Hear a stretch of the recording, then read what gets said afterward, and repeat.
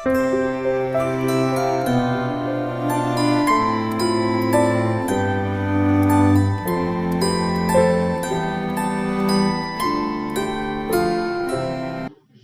युधिष्ठिर ने क्यों खेला था द्यूत? धर्म की गति अत्यंत सूक्ष्म है। इस पर गहन विचार करके ही कोई निर्णय लिया जा सकता है। जैसे कि कुछ तथाकथित सीरियल की वजह से कई लोगों को ऐसा लगने लगा है कि धर्मराज युधिष्ठिर को जुआ खेलने में बड़ा आनंद आता था। चलिए इसकी सच्चाई देखते हैं।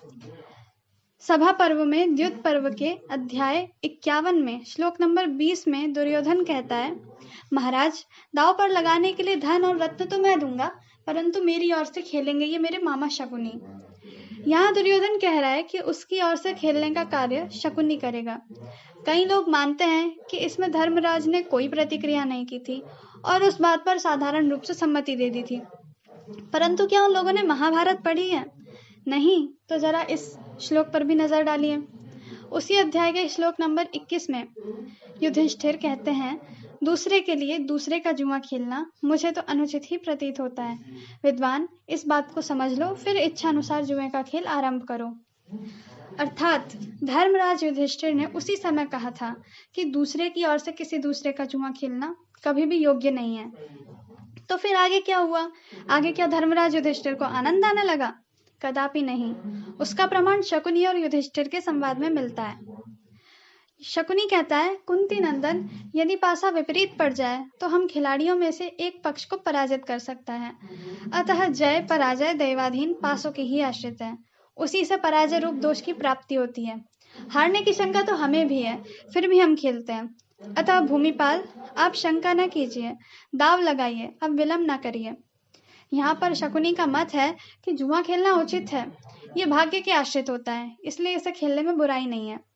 और साथ ही हारने का भय तो शकुनी को भी है, फिर भी वह जुआ खेल रहा है। ऐसे सब वचनों को कहकर शकुनी ने धर्मराज युधिष्ठिर को जुआ खेलने के लिए उकसाया, किंतु सामने धर्मराज ने उसे क्या उत्तर दिया? उसी अध्याय के श्लोक नंबर 9, 10, 11, 12 और 13 में युधिष्ठिर ने कहा है, मुनि श्रेष्ठ असित देवल ने जो सदा इन लोक द्वारों में भ्रमण करते रहते हैं, ऐसा कहा है कि जुआरियों के साथ शठता पूर्वक जो जुआ खेला जाता है वह पाप है। धर्मानुकूल विजय तो युद्ध में ही प्राप्त होती है। अतः क्षत्रियों के लिए युद्ध ही उत्तम है, जुआ खेलना नहीं।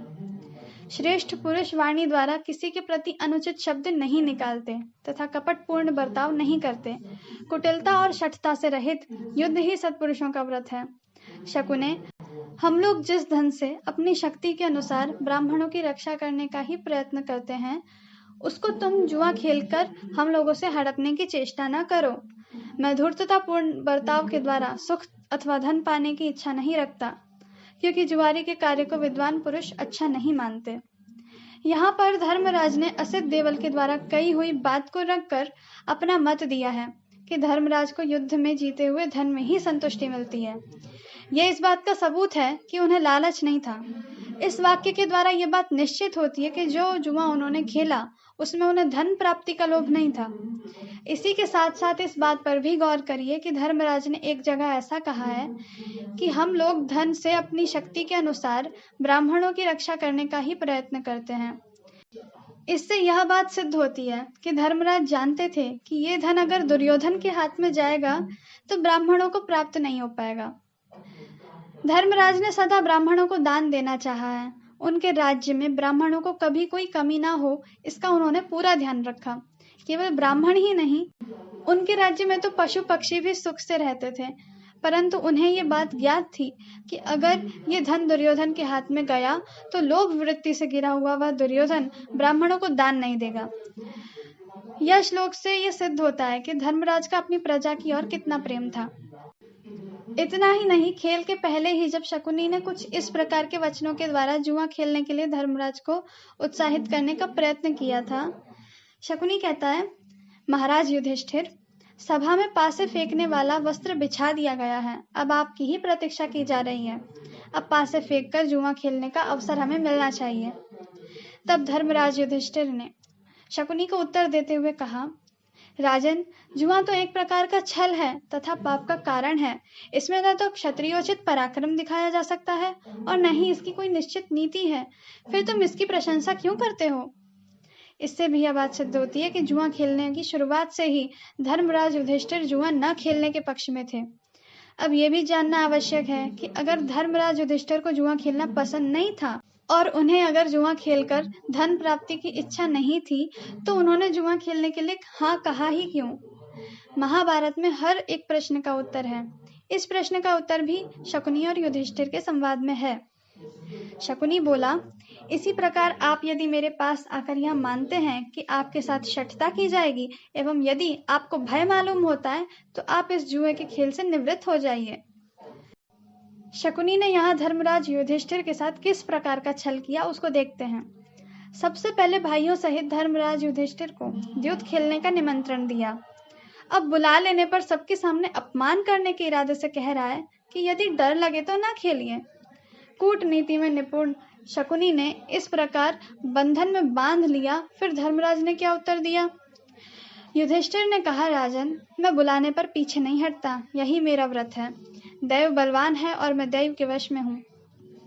यहाँ पर धर्मराज का कथन है कि बुलाने पर जाने का उनका व्रत है।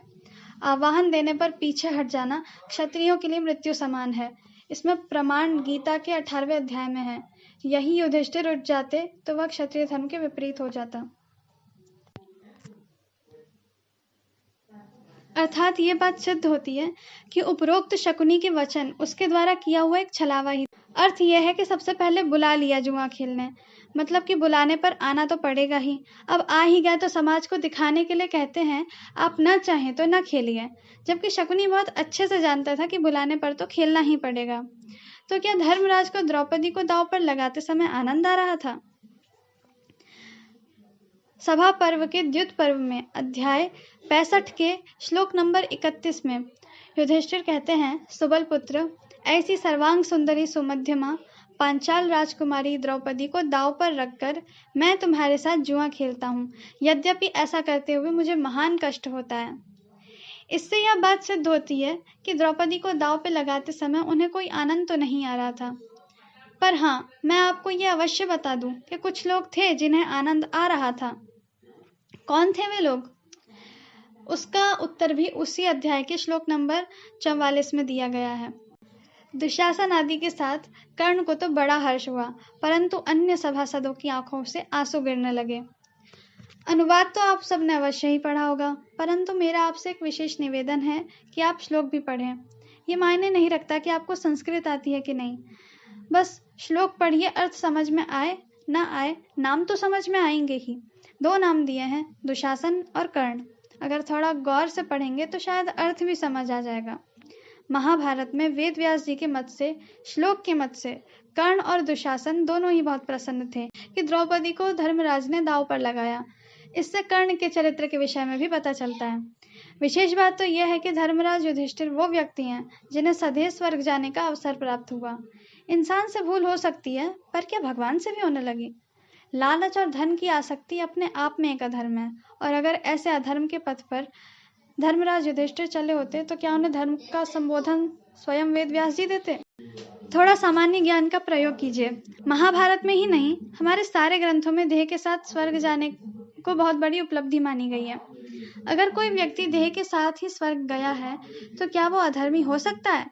ऐसे निष्पाप धर्मराज युधिष्ठिर पर कुछ भी आरोप रखने से पहले क्या आपने उनके चरित्र को संपूर्ण रूप से जानने का एक बार भी प्रयत्न किया है? इससे यह सिद्ध होता है कि युधिष्ठिर जुआरी नहीं थे। उन्हें धर्मराज के नाम से जाना जाता है, और ये नाम उन्हें स्वयं कृष्ण और कृष्ण द्वैपायन जैसे पुराण पुरुषों ने दिया है, जिनकी गणना श्रेष्ठ मानवों में की जाती है, जो मानव समाज का आदर्श स्थापित करते हैं। उन पर इस तरह का लांछन लगाना हमें कहाँ तक शोभा देता है? धर्मराज का अर्थ समझते हैं आप? यह एक बहुत बड़े सम्मान की बात है, बहुत महत्व रखता है यह शब्द, और ये सम्मान महाभारत में वेद व्यास जी ने युधिष्ठिर महाराज को दिया, क्योंकि वो हमारे आदर्श धर्म ग्रंथ महाभारत के नायक हैं। अपने ग्रंथों के नायक पर एक सीरियल के आधार पर उंगली उठाने वालों में क्या इतनी ही बुद्धि अवशेष रह गई है कि वह मानव निर्मित सीरियल पर अब ग्रंथों से अधिक भरोसा करने लगे हैं? क्या आपने महाभारत में कहीं भी पढ़ा कि द्रौपदी ने युधिष्ठिर को अपमानजनक शब्दों द्वारा जुआरी कहकर पुकारा हो? क्या ऐसा पढ़ा कि कृष्ण ने युधिष्ठिर को अनुचित कहा? क्या पढ़ा कहीं कि व्यास जी ने युधिष्ठिर पर लांछन लगाया हो? नहीं, ऐसा नहीं लिखा तो कोई कैसे पढ़ेगा? हम अपने दैनिक जीवन में ही अनगिनत पाप करते हैं और एक भी नहीं गिनते।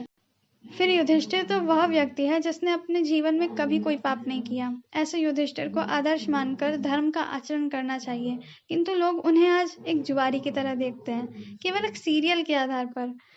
युधिष्ठिर मानवों के लिए एक जीता जागता आदर्श प्रस्तुत करते हैं कि मनुष्य को अपने जीवन के पग पग पर आने वाली कठिनाइयों से धर्मानुसार कैसे लड़ना चाहिए। सत्यमेव जयते का साक्षात प्रमाण युधिष्ठिर ही हैं। अपने ग्रंथों को पढ़िए, समझिए, जानिए और स्वयं पता कीजिए कि सच क्या है और क्या